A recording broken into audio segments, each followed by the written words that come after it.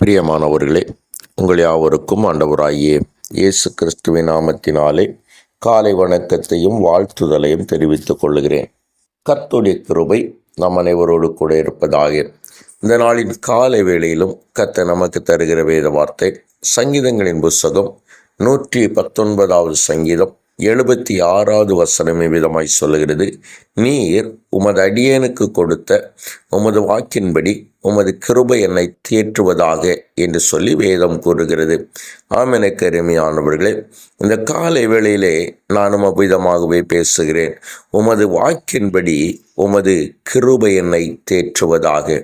என்னை கேட்டுக்கொண்டிருக்கிற என் அன்பு தேவனுடைய பிள்ளைகளே, நம்ம எல்லாரும் விரும்புகிற ஒரு காரியம் அதுதான்.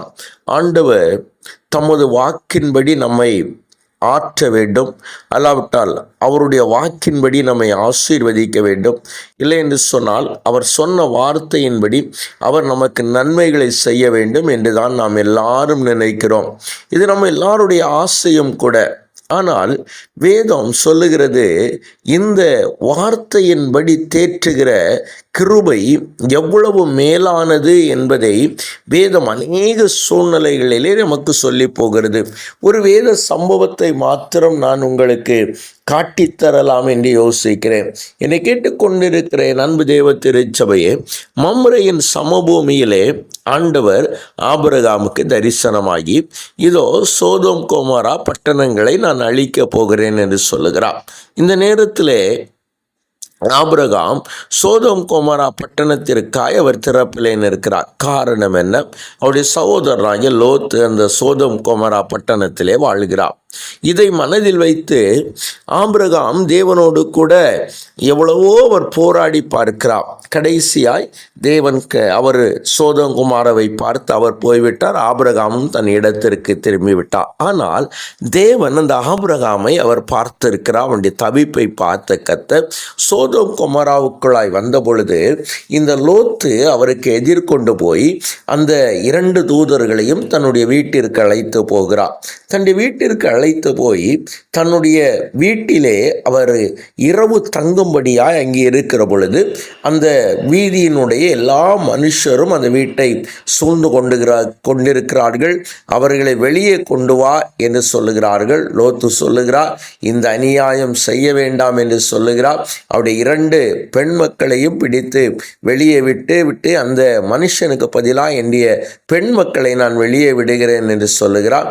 அப்பொழுது பரதேசியாய் வந்த இவன் நமக்கு நியாயம் சொல்வதா என்று சொல்லி அவர்கள் லோத்தை மிக கிட்டி நெருக்கி கதவை உடைக்க போகிற பொழுது அந்த 2 புருஷர்களும் தங்கள் கைகளை வெளியே நீட்டி லோத்தை தங்களுடைய அண்டைக்கு இழுத்து கொண்டு கதவை பூட்டி விடுகிறார்கள். இப்பொழுது அந்த எல்லா பெரியோர் முதல் சிறியோர் வரையிலும் எல்லாரையும் அவர்கள் குருட்டாட்டம் பிடிக்க பண்ணிவிட்டு அவர்கள் சொல்லுகிறார்கள், நாங்கள் இந்த பட்டணத்தை அழிக்க போகிறோம். உனக்கு வேண்டியவர்கள் யாராவது இங்கு இருந்தால் நீ அவர்களை இந்த ஸ்தலத்தை விட்டு அல்லாவிட்டால் இந்த இடத்தை விட்டு நீ கூட்டி கொண்டு போய்விடு என்று சொல்லுகிறார்கள். லோத் அப்பொழுது தன்னுடைய பிள்ளைகளை வாகம் பண்ண போகிற அந்த மனிதரோடு கூட போய் பேசி பார்க்கிறான். அவனுடைய வார்த்தைக்கு அவர்கள் செவி கொடுக்கவில்லை. இப்படி அவன் நிற்கிற பொழுது அவர்கள் அவனை துரிதப்படுத்தி கொண்டிருக்கிறார்கள். அவன் துரிதப்படுத்தி கொண்டிருக்கும் பொழுது அவன் சொல்லுகிறான், ஆண்டவரே, நான் பக்கத்தில் இருக்கிற மலைக்கு ஓடி போக முடியாது. ஏன்னு சொன்னால் தீங்கு என்னை தொடரும். நான் அந்த மலைக்கு போவதற்கு முன்பதாகவே நான் மரித்து போவேன்.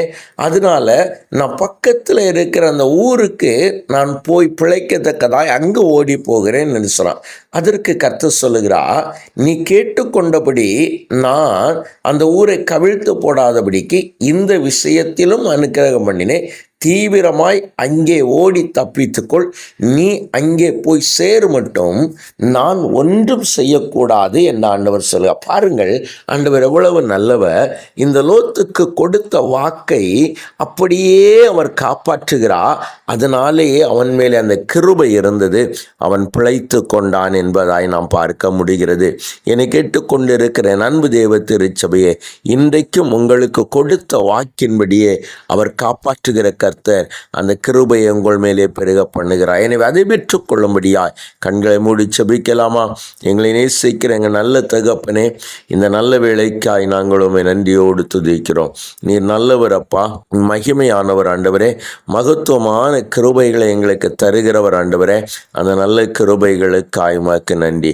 இப்பொழுதும் ஆண்டவரே, உமது வாக்கின்படியே உமது கிருபை எங்களை தாங்குகிறபடியினால் நன்றி. எங்களுக்கு கொடுத்த வாக்கின்படி, கர்த்தர் எங்களுக்கு சொன்ன வார்த்தைகளின்படி, தேவன் எங்களுக்கு கொடுத்த வாக்கு தத்தங்களின்படி தகப்பனே, உம்முடைய கிருபையினால் எங்களை தாங்குகிறீர் அல்லவா? அந்த நல்ல கிருபைகளுக்காய் உமக்கு நன்றி ஆண்டவரே.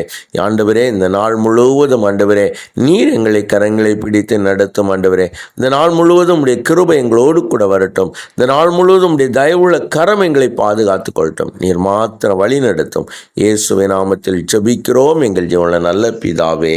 ஆமேன், ஆமேன், ஆமேன்.